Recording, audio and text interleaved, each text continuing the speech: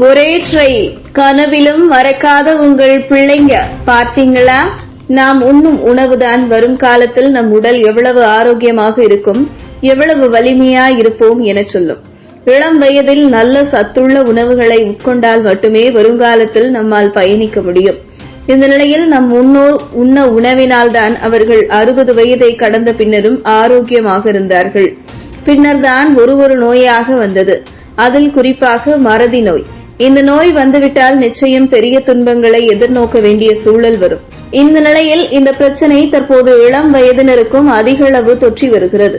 இளமை வயதினரும் ஞாபக மறதி பிரச்சனையை எதிர்கொண்டு வருகின்றனர். ஆனால் இதற்கு தீர்வு உண்டு என்கிறார்கள் மருத்துவர்கள். இளம் வயதினரும் மறதி பிரச்சனை எதிர்கொள்கிறார்கள். ஆனால் இந்த விஷயத்தை இளம் வயதிலேயே சரி செய்து விடலாம். தியானத்துக்கும் ஞாபக மறதிக்கும் தொடர்பு உண்டு என்கிறார்கள் இந்த துறையை சார்ந்த நிபுணர்கள். ஞாபக மறதியால் பிரச்சனைகளை சந்திப்பவர்களின் எண்ணிக்கை அதிகரித்துக் கொண்டே போகிறது. முதியவர்கள் மட்டுமின்றி இளம் வயதினரும் இந்த பிரச்சனையை எதிர்கொண்டு வருகின்றனர்.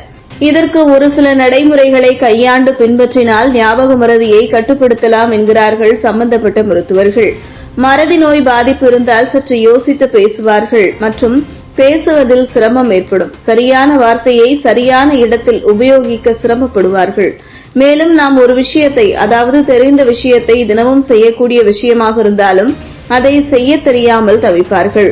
தெரிந்தவர்களின் பெயர்கள் மனதில் இருந்தாலும் மூளை அவ்வளவு சீக்கிரத்தில் ஞாபகப்படுத்தி சொல்லாது. தெரிந்த பொருட்களையோ பெயரையோ சட்டென மறந்து விழிப்போம். நமக்கு ஞாபக மறதி எல்லாம் இல்லை என குடும்பத்தினரிடம் கூறுவோம். ஆனால் ஞாபக மறதி இருப்பதாக அறிந்து குடும்பத்தினர் மருத்துவரிடம் அழைத்துச் செல்வார்கள்.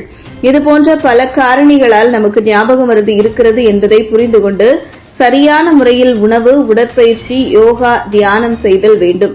பொதுவாக நாள்தோறும் உடற்பயிற்சி, நடைபயிற்சி செய்வதோடு ஒருபுறம் இருந்தாலும் தியானத்துக்கும் ஞாபக மறதிக்கும் அதிக தொடர்பு இருப்பதாக தெரிவிக்கின்றனர். நாள்தோறும் ஒரு 10 நிமிடங்கள் தியானம் செய்வதன் மூலம் மனநலத்தில் நல்ல மாற்றங்கள் ஏற்படுவது மட்டுமின்றி ஞாபக மறதி பிரச்சனையின் வீரியத்தை குறைக்கவும் உதவுகிறது. மூளையின் செயல்பாட்டை மேம்படுத்தி செய்யக்கூடிய பயிற்சிகளை தொடர்ந்து மேற்கொண்டு வருவதன் மூலம் அதன் செயல்திறனை அதிகரிக்க செய்யலாம். பொதுவாக நாம் எந்த ஒரு வேலை செய்வதாக இருந்தாலும் முதலில் நம்முடைய வலது கைதான் நம்மை அறியாமல் முன்வரும். வலது கையை நாம் முதலில் அதிகமாக பயன்படுத்துவோம். எப்போதும் வலது கையை பயன்படுத்தி வருவதை விடுத்து சில நேரங்களில் இடது கையை உபயோகித்து வருவதன் மூலம் நம்முடைய மூளையின் செயல்திறன் மேம்பட்டு ஞாபக மறதியின் வீரியம் குறைய வாய்ப்பிருக்கிறது. மூளையின் இரத்த ஓட்டத்தை அதிகரிக்க செய்வதன் மூலம் மூளை சிறப்பாக செயல்பட உதவும். இதேபோன்று மூளைக்கு இரத்த ஓட்டத்தை அதிகரிக்க செய்யும் பயிற்சிகளை தொடர்ச்சியாக செய்வதன் மூலம் ஞாபக மறதி பிரச்சனை தீரும். உடற்பயிற்சிகள் ஒருபுறம் இருந்தாலும் கூட நாம் உண்ணும் உணவில் சரியான கட்டுப்பாடு விஷயங்கள் இருந்தால் ஞாபக மறதி பிரச்சனை வராது. சரியான உணவு பழக்கத்தை கடைபிடிக்க வேண்டும். அதுவும் நினைவாற்றல் திறனை அதிகரிக்க உதவக்கூடியது. புரோக்கோலி, அக்ரூட் பருப்புகள், பூசணி விதைகள், மீன் போன்றவற்றை உணவில் சேர்த்துக் கொள்வதன் மூலம் அபார ஞாபக சக்தி ஏற்படுவதை நம் கண்கூடாக பார்க்க முடியும்.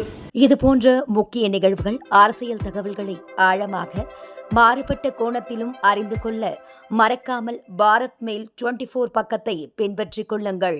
உங்கள் ஒவ்வொரு ஆதரவும் இதுபோன்ற பல நிகழ்வுகளின் பின்னணியை அறிய உதவும்.